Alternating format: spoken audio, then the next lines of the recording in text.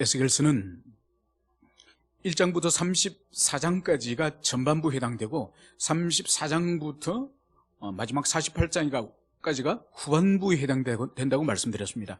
전반부는 이스라엘의 심판과 멸망, 그리고 이스라엘 주변에 있는 열국들에 대한 심판과 멸망을 다루고, 그리고 이스라엘의 멸망을 기준으로 하여서 이제는 회복의 소망의 메시지가 이제는 34장 이후로 소망의 메시지가 이제 증거가 되는 것입니다.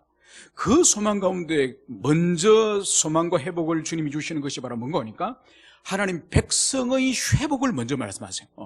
그래서 37장에서 에스겔에게 그 골짜기에 마른 뼈가 가득한 그 뼈다귀를 향해서 바로 하나님의 말씀을 태어날 때에 그 뼈와 뼈들이 연결되어지고 거기에 힘줄이 붙고 살이 붙고 가죽이 붙고, 그리고 마지막에 하나님의 생기가 들어갈 때에 그들이 강력한 군대로 하나님의 백성으로 일어서는 것을 보여줍니다.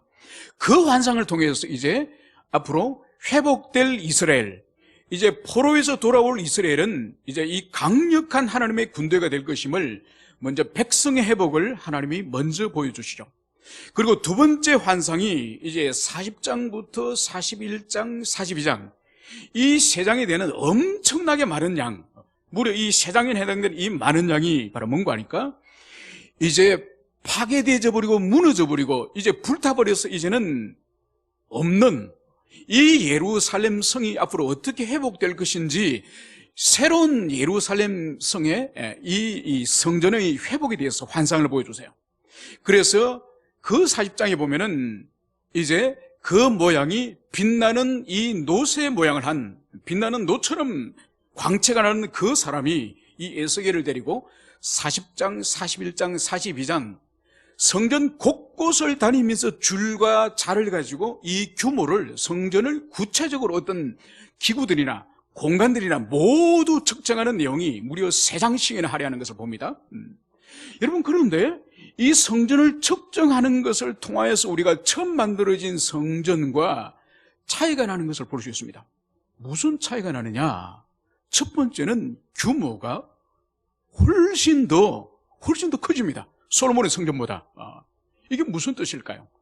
이제 앞으로 파괴된 이 성전이 이제 다시 너희들이 지을 터인데, 지금까지 솔로몬이 지었던 성전은 작다, 그보다 더 큰 거를 지어라, 이런 의미일까요?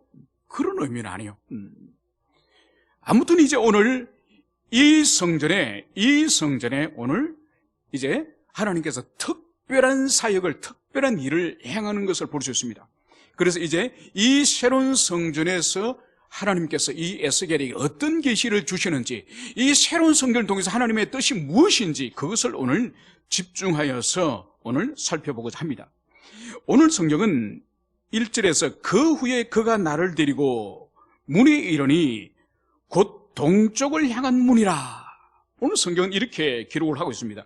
오늘 그 후에 그가 나를, 그 후라고 하는 것은 바로 모양이 빛나는 이 노새 모양을 한 이 광채가 나는 이 사람, 바로 성육신 하시기 이전의 인자이신 그리스도 예수의 모습으로 그렇게 봅니다. 이 주님께서 이 에스겔을 데리고 이제 어떤 성전 문에 이르렀는데, 그 문이 바로 동쪽으로 향한 성전의 문이에요. 여러분, 방위가 동서남북이 다 있지 않습니까? 그 가운데 오늘 이 에스겔을 데리고 오늘 인도하여 온 이 문이 바로 성전의 동쪽 문이라는 거죠. 여러분, 성전의 동쪽 문의 의미가 뭘까요? 이것은 바로 뭔가 하니까, 문이 여러 개 문이 있지만은 이 성전의 동쪽 문이 정문이에요, 정문. 이 동쪽 문이 정문이라는 의미는 뭔가 하니까, 이 동서고금을 막론하고 이 동쪽은 태양이 떠오르는 곳이기 때문에 동쪽을 항상 신성치 않은 것은 동서고금을 떠나서 그것은 보편성이고요. 그러나 이스라엘 백성들에게는 보편성을 떠나서 특수한 하나님의 계시가 있으니 바로 뭔가 하니까, 이들이 출애굽을 할 때, 바로 이집트에서 출발해서 가나안 땅으로 이동할 때 이들이 끊임없이 동쪽으로 이동합니다. 그런 의미가 있고, 두 번째로는 드디어 이들이 유압평지에서 요단강을 이제 건너서 이제 가나안 땅으로 진입을 하지 않습니까? 그때 바로 뭔가 하니까 동쪽에서 요단강을 건너서 서로 진입을 해요. 그래서 성전의 정문은 동쪽 문으로 들어가는 거예요. 동쪽 문으로 들어가서 제단은 서쪽에 있는 거죠. 그래서 동쪽 문이 그런 의미가 있고, 그리고 여기서 오늘 이 에스겔을 동쪽 문으로 인도한다는 의미가 또 다른 의미가 있으니, 이 의미가 바로 뭔가 하니까 이제 이후에 하나님의 영광이 이제 이 동쪽 문으로 이제 들어오게 됩니다. 동쪽 문으로 해서 하나님의 영광이 이제 들어가야 되는데, 그것은 바로 뭔가 하니까 일찍이 하나님의 영광이 떠나는 장면을 여러분 기억하시죠? 그죠? 에스겔서 10장과 11장에 가면은 하나님의 영광이 이제 성전에서 떠나가요. 우리 한번 찾아봅시다. 에스겔서 10장. 어디를 찾는 거 하니까? 10장 4절. 10장 4절, 우리 한 구절 먼저 찾아서 읽겠습니다. 10장 4절 찾으셨습니까? 그러면 읽습니다. 시작. 여호와 영광이 그룹에서 올라와 성전 문지방에 이르니 구름이 성전에 가득하며 여호와의 영화로운 광채가 뜰에 가득하였고. 아멘. 여러분 여기서 먼저 보십시오. 여호와 영광이 솔로몬의 성전 안에서도, 성소 안에서도 가장 깊은 지성소, 그 안에 하나님의 영광이 머물지 않습니까? 그런데 그 지성소 안에 있던 여호와의 영광이 이제 어디로 나왔습니까? 성전 문지방으로, 지성소 가장 깊은 곳에 계셔야 될 영광이 이제는 성전 밖으로 문지방으로 이제 나왔음을 보여줍니다. 자, 한 군데 더 찾읍시다. 이제 10장 18절, 19절 두 구절을 우리 찾겠습니다. 18절, 19절 찾으시면 읽습니다. 시작. 여호와의 영광 성전 문지방을 떠나서 그룹들 위에 머무르니 그룹들이 날개를 들고 내 눈앞의 땅에 올라가 있는데 그들이 나갈 때는 바퀴도 그 곁에서 함께하더라. 그들이 여호와의 전으로 들어가는 동문에 머물고 이스라엘 하나님의 영광이 그 위에 덮였더라. 아멘. 자, 보십시오. 성전 지성소 안에 계셨던 하나님의 영광이 이제 성전 문지방으로 이동했다가, 문지방으로 이동했던 하나님의 영광이 드디어 어디로 이동했죠? 동문으로. 성전 밖으로 나오시려고 이제는 동문으로까지 이동을 했습니다. 자, 한 군데만 더 찾아보도록 합시다. 11장, 한 장만 더 넘기시면 11장 22절부터 24절, 11장 22절과 24절까지 세 구절을 읽습니다. 찾으셨으면 11장 22절부터 읽습니다. 시작. 그때에 그룹들이 날개를 드는데 바퀴도 그 곁에 있고 이스라엘 하나님의 영광도 그 위에 덮였더니 여호와 영광이 성읍 가운데에서부터 올라가 성읍 동쪽 산에 머물고 주의 영이 나를 들어 하나님의 영의 환상 중에 데리고 갈대아에 있는 사로잡힌 중에 이르시더니 내가 본 환상이 나를 떠나 올라간지라. 여러분 보십시오. 이제 이 하나님의 영광이 성전의 동문에 머물러 있다가 다시 어디로 이동하죠? 이제 성읍 동쪽 산으로 이제 드디어 성전을 떠나서 동쪽 산으로 이제 드디어 이동했습니다. 그리고 동쪽 산에 머물렀던 그 하나님의 영광이 이 24절에서 보면은 드디어 어디로 이동하죠? 갈대아로, 바벨론으로 이동해버리는 것을 보여줍니다. 그래서 가장 깊은 지성소에 계셨던 하나님의 영광이 이제 문지방으로, 그리고 동쪽 문으로, 그리고 동쪽 산으로, 동쪽 산에 계셨던 하나님의 영광이 드디어 어디로 가버렸죠? 바벨론으로 가버리신 거예요. 성전에서 떠나버리신 거예요. 이제 이 동쪽 문으로 하나님이 떠나버리셨는데 바로 그 동쪽 문에 지금 이 에스겔을 주님께서 인도하였음을, 그것을 여기서 보여주고 있습니다. 자, 그러면서 2절에 보면 이스라엘 하나님의 영광이 동쪽에서부터 오는데 하나님의 음성이 많은 물소리 같고 땅은 그 영광으로 말미암아 빛나니. 여러분, 이제 성전은 하나님이 지금까지 계시지 않으세요? 하나님의 임재와 하나님의 영광이 없는 빈 껍데기 같은 그 성전에 떠나셨던 하나님의 영광이 이제 돌아오시는데, 돌아오는 방향이 바로 동쪽으로부터 들어오셔서 이제 이 동쪽 문을 통해서 이제 성전 속으로 주님이 들어가시려고 지금 하시는 거예요. 이제 다가오시는 이 하나님의 영광, 이 에스겔이 머물고 있는 이 성전으로 오시는 하나님의 이 영광의 모습을 오늘 성경은 하나님의 음성이 많은 물소리 같고 땅은 그 영광으로 말미암아 빛나니. 여러분, 하나님의 영광이 이제 이 성전을 향해서 압도해 올 때에, 이 압도해 올 때 하나님의 이 영광의 이 효과가 두 가지를 오늘 성경 말씀하고 있습니다. 그 두 가지 효과가 바로 뭐죠? 하나님의 음성이 많은 물소리와 같다. 그리고 하나님의 영광의 효과가 이 땅에 비추니 땅이 그 영광으로 말미암아 빛이 난다. 이것을 오늘 하나님의 영광의 효과로 오늘 기록하고 있습니다. 여러분, 그럼 이 두 가지를 살펴보겠습니다. 하나님의 음성이 오늘 이 에스겔의 귀에, 에스겔에게는 많은 물소리처럼 들린다. 여러분, 많은 물소리라고 하면 여러분들이 어떤 소리가 회상이 됩니까? 많은 물소리? 제가 예전에 우리 시온 형제랑 우리 평강 형제랑 성경 공부하면서 많은 물소리에 대해서 나누면서 아프리카에서 공부했기 때문에 혹시 빅토리아 호수에 가본 적 있냐고 제가 물었습니다. 그러니까 빅토리아 호수에 가봤대요. 여러분, 빅토리아 호수 알지 않습니까? 세계에서 가장 거대한 그 폭포지 않습니까? 그 떨어지는 물소리가 얼마나 큰지 다른 모든 세상의 소리를 삼켜버려요.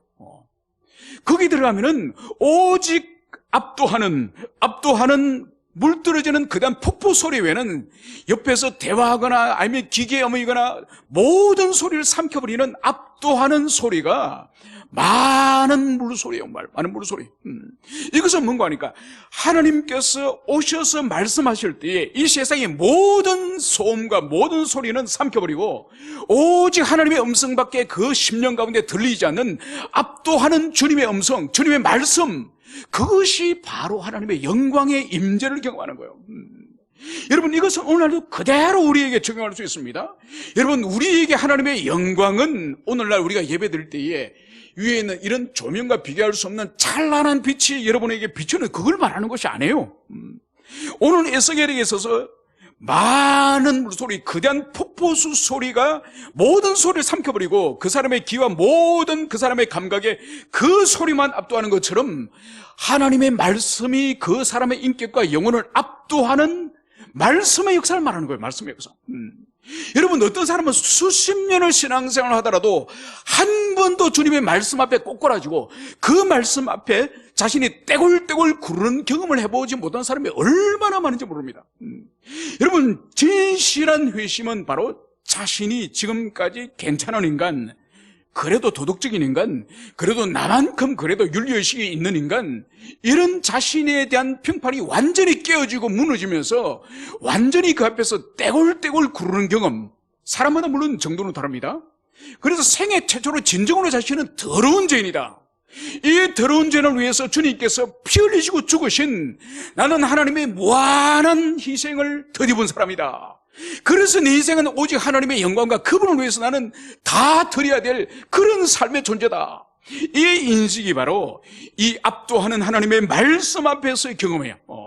바로 하나님의 영광이 이제 성전으로 임할 때에 에스겔에게 임하였던 이 하나님의 음성이 바로 압도하는 많은 물소리와 같은 이런 은혜를 이 에스겔이 경험한 거예요. 여러분, 우리에게도 이런 것이 생애적으로 있어야 되고 생애적으로 한 번만으로 끝나는 것이 아니라 수시로 우리에게 있어요. 수시로 성령의 역사를 통하여서 이게 있어야 돼요. 여러분, 이것이 바로 뭔가 하니까 이것이 교회적으로 있어야 되고 개인적으로 있어야 돼요. 여러분, 오늘날 이 세상에서 교회가 고통하고 교회가 멸시를 당하고 교회가 세상으로부터 짓밟히는 가장 큰 본질은 다른 것이 아니에요.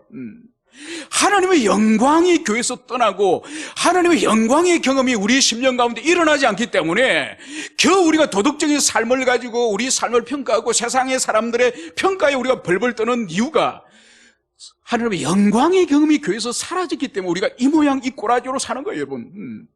그래서 우리가 간절히 기도해야 되는 것은 항상 하나님, 내 심령에 수시로 하나님의 영광의 경험이 있기 원합니다.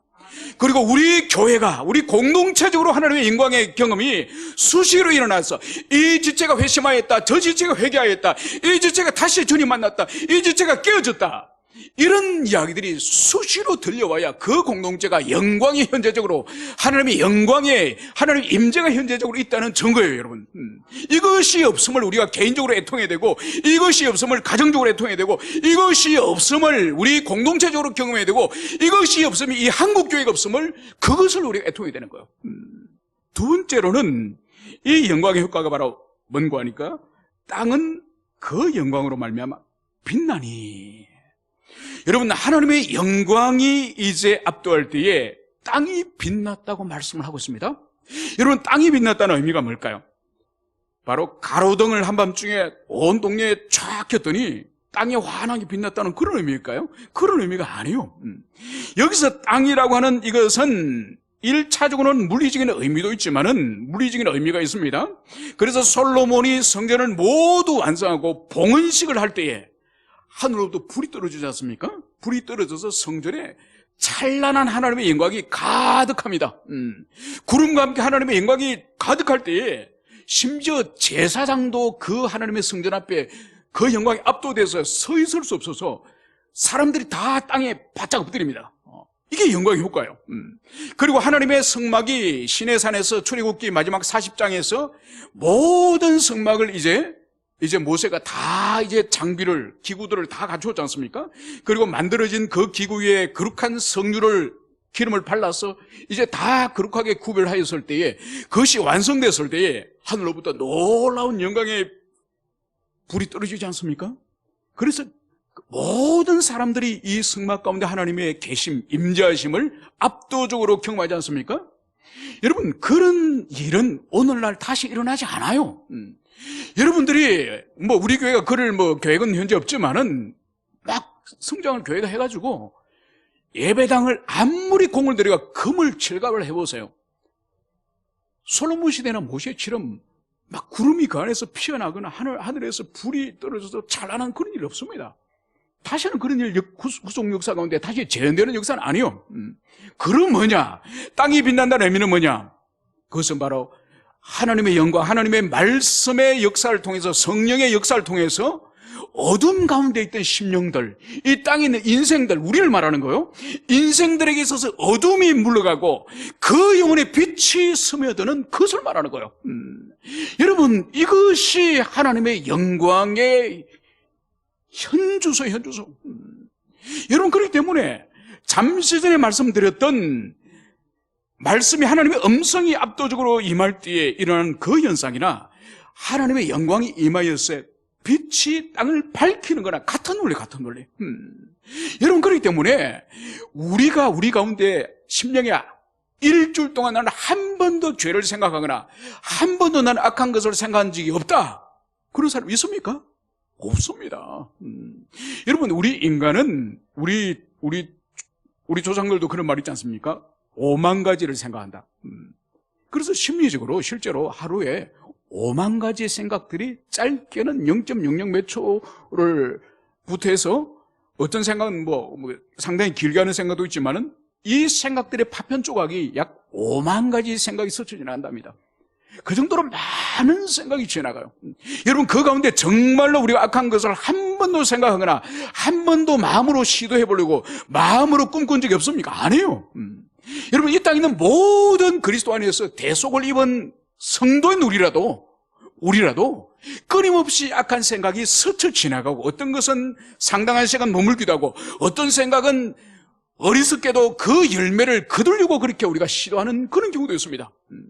그렇지만은 진리의 빛이 그 심령 가운데 쫙 비추게 되면은 혼자서 그 생각 속에서, 상상 속에서 우리가 탐닉을 하고 그것을 즐기고 그것을 우리가 누리지만은 진리의 말씀이 어느 날 우리에게 쫙 비추면 어떻게 되죠?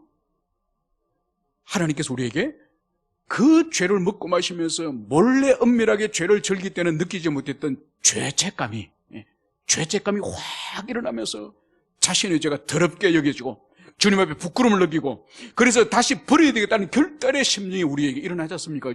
이것이 바로 빛의 효과.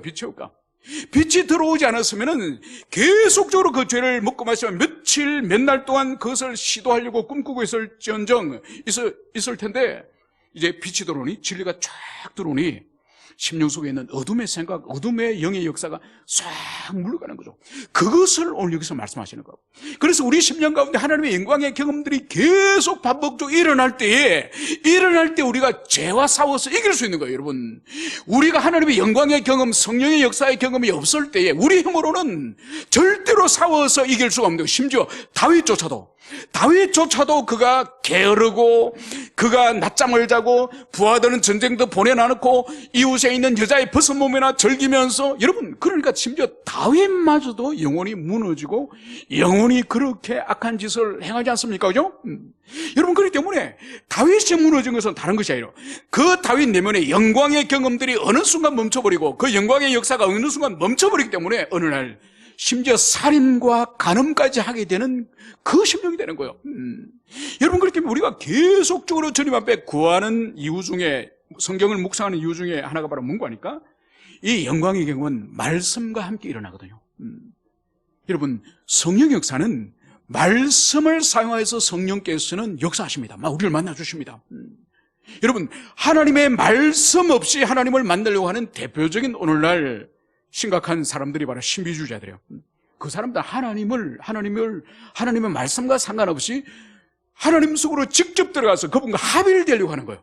여러분, 이것은 성경이 말하는 기독교 신앙이라기보다는 이교에서 말하는 신과 합의에 훨씬 가깝습니다. 그건 위험한 거예요.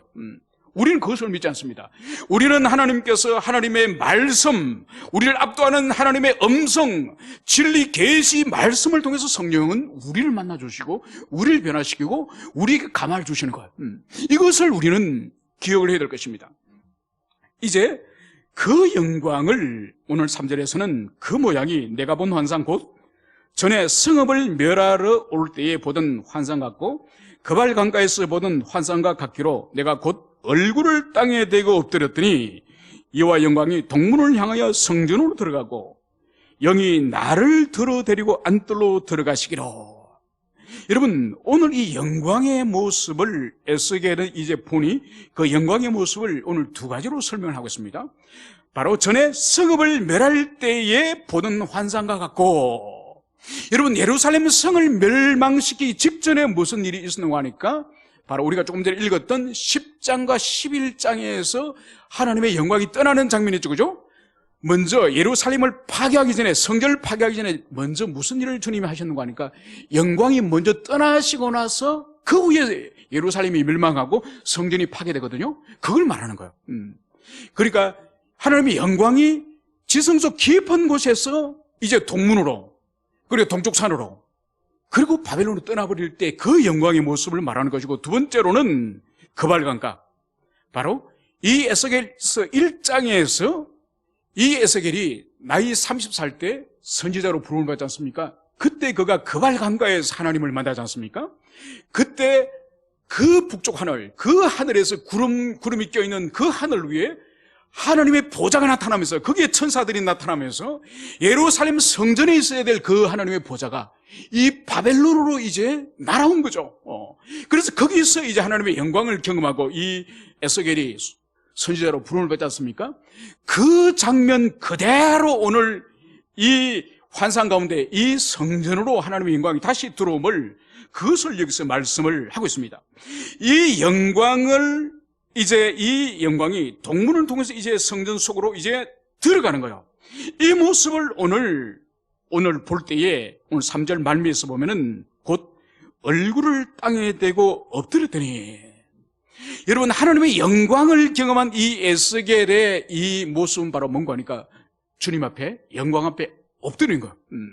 이 압도하는 하나님의 영광, 우리의 인격과 전인격을 압도해버리는 이 영광 앞에 어떤 피조물이라도 일어설 수 없는, 그분을 대적할 수 없는, 그분에게 대항할 수 없는 그 영광에 압도하는 힘을 여기서 볼 수 있는 거예요. 여러분, 그래서 보십시오. 다메섹을 향해서 가던 그 사도 바울도 보세요. 그 다메섹에서 하늘에서 대낮에 정오의 태양보다 더 강력한 하나님의 영광의 임재 앞에서 바울이 어떻게 됐죠? 땅에 그냥 엎드려져 버립니다. 그냥 넘어져 버리고 눈이 멀어져 버리는 그 영광에 압도하는 모습.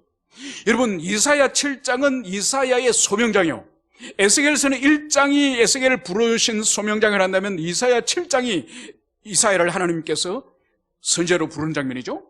그때 하나님을 성전에서 이사야가 이제 만나고 어떤 경험을 합니까? 오라, 나는 망하게 되었도다. 여러분, 하나님의 영광을 경험할 때 제일 먼저 경험하는 것이 바로 뭔가 하니까 그 찬란한 하나님의 영광 앞에 자신의 내면에 감춰진 모든 허물과 모든 악한 사상과 모든 감춰진 모략들이 다 드러나는 거예요.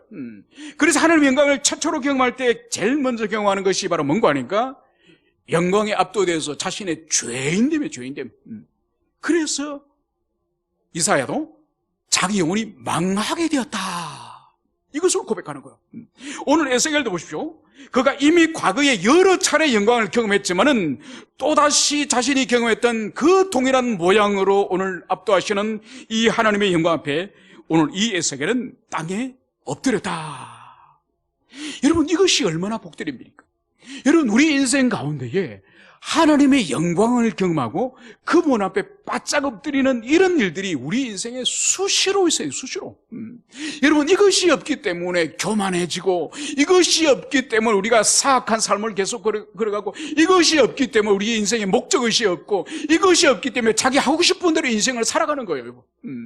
여러분, 이것이 공동체적으로 없기 때문에, 아니면 국가적으로 시대적으로 없기 때문에 온 시대 자체가 하나님 계심을 부정하며 하나님의 창조 질서를 부정하며, 그러면서 마음대로 인간의 쾌락과 마음대로 욕망을 따라 살려가자 하는 이 인간의 이 배은망덕한, 이 패역한 삶을 그래서 사는 거예요. 여러분, 여러분, 제가 최근 들어서 자주 말씀을 드리지만은 바이러스에 인한 이 세계적인 대재앙이지 않습니까? 여러분, 세계에 어디 핵폭탄이 터졌습니까? 아니면 전쟁이 일어났습니까? 여러분, 아무것도 일어나지 않았어요. 아무리 우리가 눈을 뜨고 찾아봐도 보이지 않아요. 안 보여요. 오직 이거는 전자현미경으로만 그 존재를 알 수 있습니다. 일반 현미경, 광학현미경 보이지 않아요. 이 바이러스의 존재는 창조시부터, 하나님의 창조시부터 존재했지만 이것이 알려진 것은 20세기 후반부터예요. 이 바이러스의 존재 자체가 알려진 것은 얼마 되지 않습니다. 가장 작은, 이 생명체 가운데 가장 작은 생명체인 이 바이러스 앞에서 인간이 쩔쩔매는 거예요. 여러분, 이것이 바로 뭔가 하니까 하나님께서 우리에게 무릎을 꿇으라는 거예요. 창조주께서 계시고 창조주께서 지으신 가장 미미한, 가장 작은 그 생명체 앞에서도 인간은 아무 능력이 없는 그런 미미한 존재라는 것을 주님께서 보여주는 거예요. 그래서 눈으로는 거대한 100층, 200층 올라가는 이런 거대한 빌딩을 짓고, 바다에는 마치 떠있는 섬과 같고 도시와 같은 그런 유람선이 돌아다니고, 그러면서 거대한 문명을 만들면서 우리가 마치 창조주가 된 것처럼, 우리가 신이 된 것처럼 이렇게 기고만장하여서 인간이 교만했지만은 정작 주님이 지으신 가장 미미한 바이러스 앞에 온 세계가 꼼짝 못하고 있는 이 현상을 통해서 단순히 두려워하고 절망하고 비관하는 것이 하나님 뜻이 아니에요. 무릎을 꿇고 창조주를 인정하고 그분 앞에 돌아오라고 하는 것이 하나님의 메시지예요. 오늘 이 에스겔은 그 영광 앞에 땅에 엎드렸다. 여러분, 그래서 우리가 교회된 우리, 그리스도인 된 우리는 이런 큰 세계적인 팬데믹 앞에서 우리가 해야 될 일은 바로 뭔가 하니까 엎드리고 그분을 인정하고 그분을 진정으로 사랑하는 마음으로, 그분을 경외하는 마음으로 성경적 신앙, 성경적 삶으로 돌아오는 거예요. 여러분, 오늘 보십시오. 그리스도인을 하면서, 교회를 하면서, 목회자를 하면서 성경과 얼마나 멀리 떨어진 신앙생활을 하는지 몰라요. 성경과 멀리 떨어진 교회, 성경과 멀리 떨어진 목회자, 성경과 멀리 떨어진 그리스도인, 여러분, 주님 기뻐하지 않으세요. 그런 사람은 의미가 없어요. 주님 앞에 의미가 없습니다. 다시 주님 앞에 엎드리고 주님 앞으로 돌아오는 그런 신앙이 우리 모든 지체들이 있기를 축원합니다. 이제 여호와의 영광이 이제 동문을 통해서 성전 속으로 이제 들어갔습니다. 오늘 엎드리고 있을 때 오늘 5절 보면은 영이 나를 들어데리고, 여러분, 하나님의 영광 앞에, 하나님 앞에 엎드리고 있으면은 하나님께서 우리를 뭘 하시는 거니까 들어서 다시 일으켜서 데리고 가세요. 이걸 통하여 우리가 하나님의 은총, 하나님의 자비를 봐야 돼요. 여러분, 하나님의 영광과 하나님의 임재 앞에서도 뻣뻣하게, 목을 뻣뻣하게 삶을 겸손하게 살지 않는 그런 인간은 하나님의 자비가 없습니다. 그런 인간은 지 마음대로, 지 멋대로 살도록 그냥 주님 내버려 두세요. 바짝 엎드리는 인간을 향해서 오늘 5절에서는 영이 나를 들어 데리고 안뜰로 들어가시기로. 바로 주님께서 그렇게 주님을 인정하고 주님의 임재 앞에 겸손히 엎드리는 그런 순종의 사람, 그런 착한 심령을 가진 그 사람을 주님은 이렇게 세우시고 그를 데리고 성전 안뜰로 이제 인도하여 들어가서 오늘 여호와의 영광이 성전에 가득하더라. 여러분, 이것을 경험하게 하는 거예요. 여러분, 주님의 영광을 인정한, 주님의 주권을 인정하는 사람은 하나님이 영적으로 복을 주시고 그 사람에게 하나님의 영광을 경험할 수 있도록 주님이 은총을 베풀어 주시는 거예요. 여러분 모두에게 하나님께서 여러분을 엎드리는 자리에서 일으켜 세우시는, 다시 세워주시는 그런 은총이 여러분들의 있기를 축원합니다. 이제 오늘 여기서 5절에서 보면은 특이한 장면을 우리가 하나 볼 수 있습니다. 여호와의 영광이 성전에 가득하더라. 여러분, 이 본문의 말씀이 솔로몬의 성전에 비교할 때에 이 본문이 특이합니까? 아니면은 평범합니까? 특이하죠. 왜냐하면 솔로몬의 성전은 처음 성전을 만들고 봉헌식을 할 때 찬란하게 영광이 성전에 임했지만은 그 후로는 온 성전 전체가 영광이 임한 적은 없어요. 오직 가장 깊은 지성소 안에만 하나님의 영광이 항상 있었지 그 외부에는 하나님의 영광이 없습니다. 그런데 오늘 보십시오. 오늘 5절에서는 여호와의 영광이 성전 전체에 가득하였다는 거예요. 그러니까 성전 전체에 지성소 안만도 아니고 성소 안도 아니고 성전 마당들도 아니고 이 성전 전체에 하나님의 영광이 가득하였음을, 그것을 보여주는 거예요. 여러분, 이것은 뭔가 하니까 이제 하나님의 성전 안에서 휘장에 의해서 성소와 지성소의 구분, 이런 공간의 구분이 없이 성전 전체의 영광이 임하는 그것을 보여주는 거예요. 여러분, 이것은 장차 있을 어떤 사건을 예고하는 것일까요? 어떤 사건을 예고하는 것이죠? 그것은 바로 우리 주님이 십자가에서 운명하시는 그 순간 성전 안에서는 어떤 일이 벌어집니까? 바로 성전의 지성소와 성소를 가로막고 있던 그 경계선을 가로막고 있던 휘장이 쫙 찢어지는 거죠. 찢어지면서 더 이상 성소와 지성소의 구분이 없어지고 모든 사람들이 그리스도 예수의 이름의 은택을 따라서 하나님을 직접 대면할 수 있는, 그래서 이제는 제사장과 레위인과 일반 백성의 경계가 없어지는, 그래서 모든 인생들이 왕같은 제사장이 되는 만인 제사장의 시대가 열릴 것을 오늘 에스겔에게 이 환상을 통해 보여주는 거예요. 그래서 예수님의 십자가 죽음을 통해서 이것이 성취되어지는 거예요. 여러분, 그래서 이 말씀은 약 600년 후에, 이 말씀이 BC 한 570년에 이루어졌고 주님은 30년경에 돌아가셨으니 한 600년 후에 이 말씀이 성취됩니다. 그러나 우리는 완전히 성취된 지금 시대를 살아가는 거예요. 여러분, 그렇기 때문에 아직도 여전히 이 공간들이 휘장에 의해서 성과 속으로, 그리고 지성소와 그리고 성소로 나누어진 것처럼 그렇게 신앙생활을 하는 사람들이 얼마나 많은지 몰라요. 여러분, 특히 우리는 지금 개혁자들의 후예로서 종교개혁이 있은 지 지금 500년이 지났습니다. 그래서 로마적인 요소들, 로마 교회 가톨릭의 요소들을 다 제거하고 오직 성경진리 합치되는 것만 우리는 믿고 따르기로 했는데, 다시 로마 교회로 돌아가는 일들이 얼마나 이 개혁 교회 안에 많은지 몰라요. 여러분, 오늘 보세요. 오늘날 우리 교회는 우리 교단은 그런 교회가 있기도 하긴 하지만은 가운을 보세요. 가운. 얼마나 목회자 가운들이 화려하고 비싼 가운들을 입고 그럽니까? 그죠? 다시 로마 가톨릭의 추기경들이 입는 그런 모양으로 돌아갑니다. 여러분, 교회 안에 또 중요한 흔적 가운데 하나가 뭔가 교회 절기예요. 여러분, 중세 천년의 로마 가톨릭의 이 교회는 1년 내내 절기로 돌아가는 거예요. 절기로. 여러분, 그래서 각 성자의 축일들이 있고, 그리고 고난주간, 오순절, 무슨 절 해서 1년 내내 축일로서, 기념일로서, 절기로서 로마 가톨릭이 지금도 돌아갑니다. 그런데 그리스도 예수의 죽음과 부활과 함께 오늘 우리가 지키는 이 주일 안에 모든 구약의 모든 기념일과 절기가 이 속에 다 들어온 거예요. 그래서 종교개혁자들은 절기를 안 지켰습니다. 심지어 기독교도 안 지켰습니다.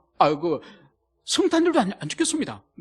여러분, 그렇기 때문에 오늘날은 이 종교개혁 안에서도 새로운 것들이 아니라 옛것, 로마 카톨릭적인 요소들이 얼마나 또다시 우리가 이미 토해서 버린 것을 또다시 이것을 핥아먹고 주워먹는 그런 일이 있는지 모릅니다. 그래서 우리는 끊임없이 성경 진리에 근거하여서 이미 이제는 그리스도 예수의 대속 사건으로서 다 이제 무력화된 그런 것들을 찾아서 버려야 되는 이 일에 우리가 힘을 써야 되는 것입니다. 오늘 에스겔은 성전에서 내게 하는 말을 내가 들을 때에 어떤 사람이 내 곁에 서 있더라. 그가 내게 이르되 인자야, 이는 내 보좌의 처소, 내 발을 두는 처소, 내가 이스라엘 족속 가운데에 영원히 있을 곳이라. 이스라엘 족속 곧 그들의 왕들이 엄행하며 그 죽은 왕들의 시체로 다시는 내 거룩한 이름을 더럽히지 아니하리라. 여러분, 오늘 성전에 오늘 이 에스겔 곁에 있던 어떤 사람, 이 어떤 사람이 누굴까요? 그러니까 이 어떤 사람은 바로 성전을 측정하였던 모양이 빛나는 구리와 같은 바로 그분이죠.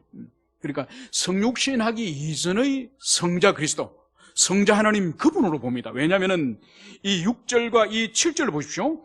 오늘 에스겔에게 오늘 이 보좌의 처소, 이 성전을 말하는 거요. 이 보좌의 처소, 또 네 발을 둔 처소, 하나님 발이 따로 있는 것이 아니에요. 이것은 신인 형론적, 하나님이 마치 사람인 것처럼 그렇게 우리에게 비유하여서 우리의 이해를 돕도록 하기 위해서 하나님의 얼굴, 하나님의 오른손, 하나님의 발등상, 이런 비유가 구약 성경에 등장하는 것은 바로 뭔가 신인 동형론적, 마치 하나님이 사람인 것처럼 얼굴도 있고 손이 있고 발이 있는 것처럼 우리 인간의 계시 이해를 돕기 위한 그런 표현이에요. 그죠?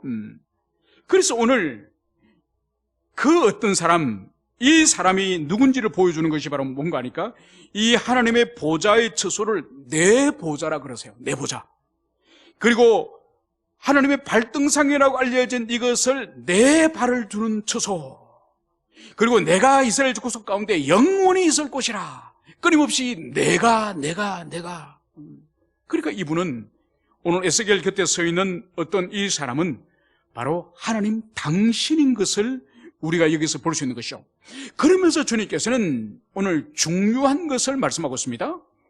바로 이스라엘 족속 곧 그들과 그들의 왕들이 엄맹하며 그 죽은 왕들의 시체로 다시는 내 거룩한 이름을 더럽히지 아니하리라.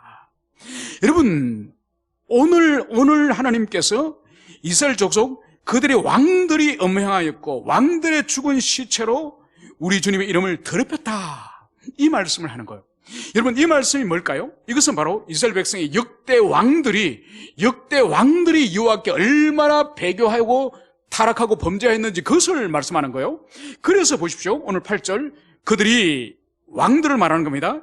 이 남유다의 왕들이 그 문지방을 내 문지방 곁에 두며 그 문설주를 내 문설주 곁에 두어서 그들과 나 사이에는 겨우 한 담이 맡기게 하였고 또 그 행하는 가증한 일로 내 거룩한 이름을 더럽혔으므로 내가 노하여 멸망시켰거니와. 여러분, 오늘 여기서 보여주는 것이 바로 뭔가 하니까 오늘 그들을, 즉 왕들의 문지방이 내 문지방, 바로 하나님의 문지방, 성전의 문지방과 이제 연결됐고, 그리고 또 이제 문설주 또한, 왕들의 문설주 또한 이 성전의 문설주 곁에 이제 있고, 그래서 그들 왕들과 나 사이에 겨우 담 하나가 막혀 있다. 여러분, 이것은 뭔가 하니까 이 예루살렘에 이 다윗 이후로 솔로몬 이후로 왕들의 왕궁과 이 솔로몬이 지었던 성전의 이 구조를 이해할 필요가 있습니다. 바로 뭔가 하니까 이 솔로몬의 성전과 예루살렘 이 왕궁이 멀리 떨어진 것이 바로 붙었습니다. 담 하나 사이에요. 그걸 하나님이 말씀하시는 거예요.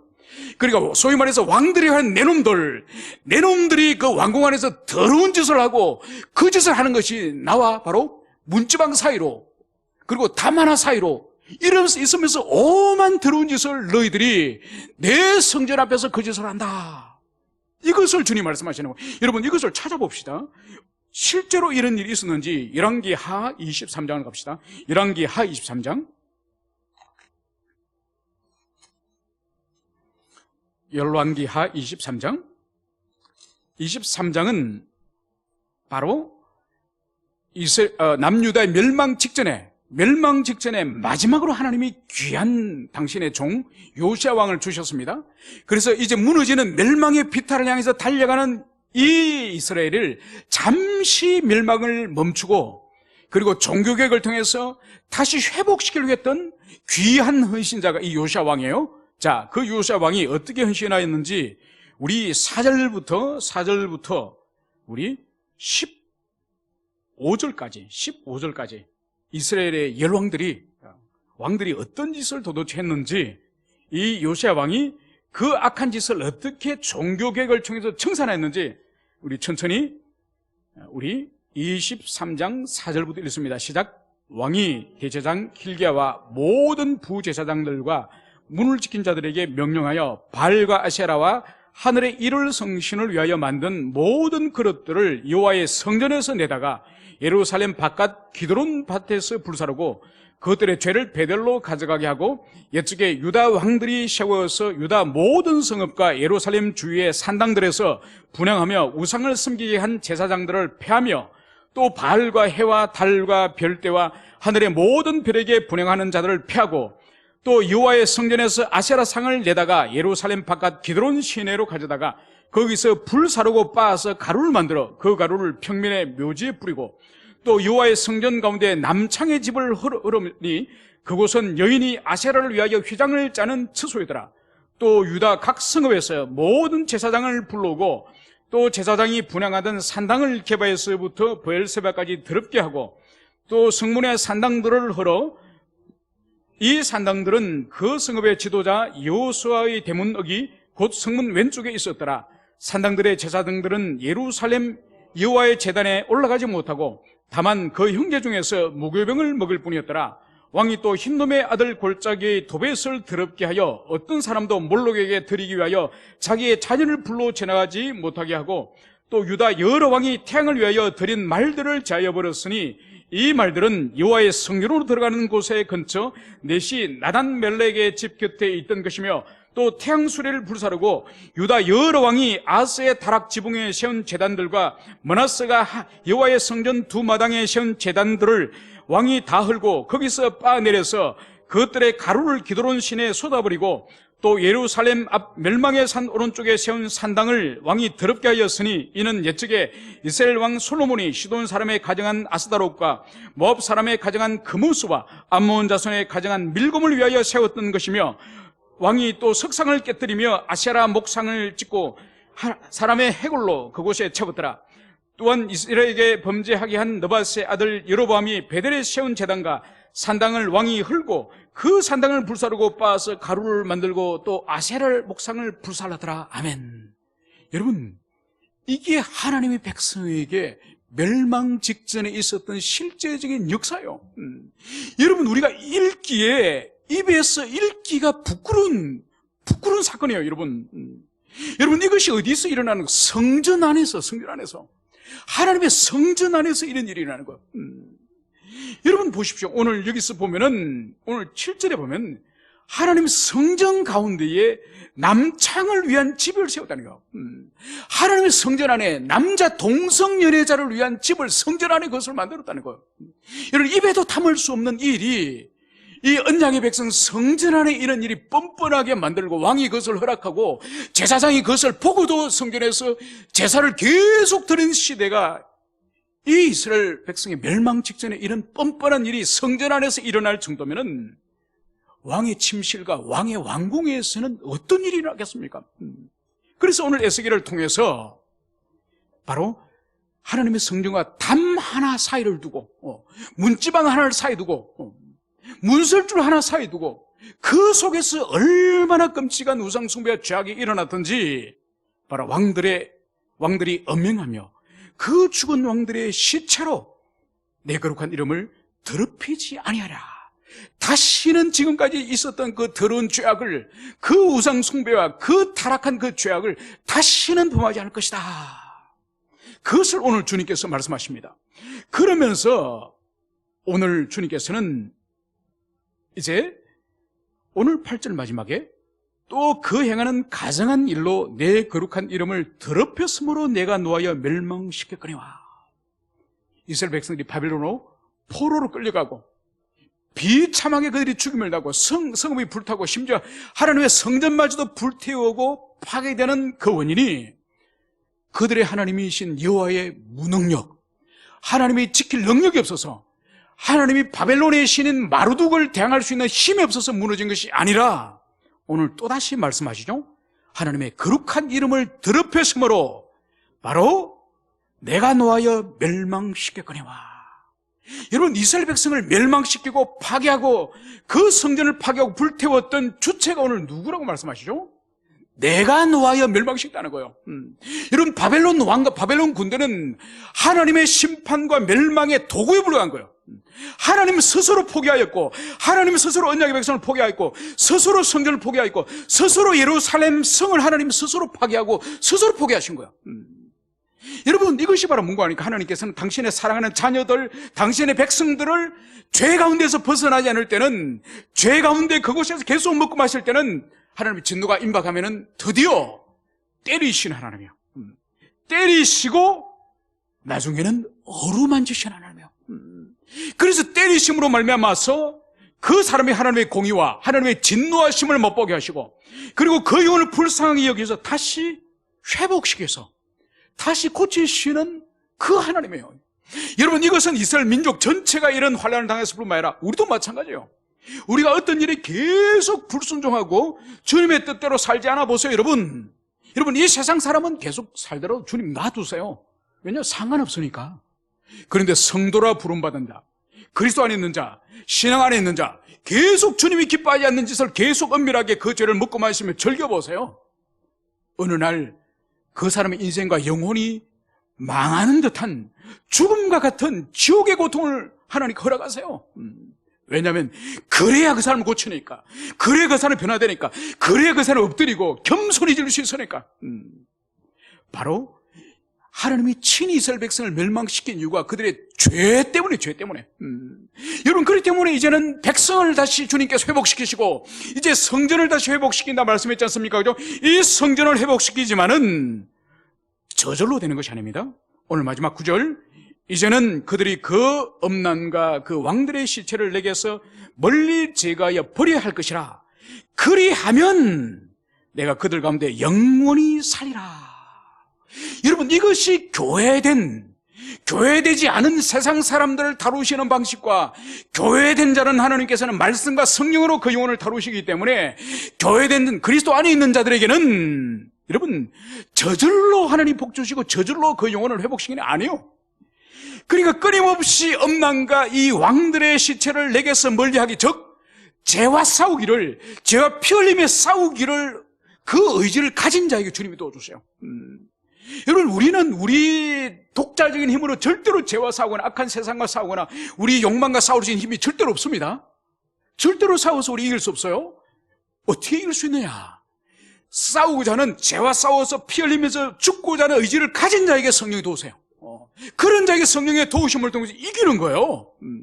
여러분, 그렇기 때문에 절대로 내 힘으로 이기겠다고 하는 의지를 가진 사람이 만약 신자가 있다면 그건 틀린 거예요. 그렇기 때문에 반드시 성령을 의지해야 되고, 여러분, 성령을 의지하면 주님이 도우십니다. 왜 성도들이 무너지고 왜 성도들이 죄 가운데 반복적으로 살아갈까요?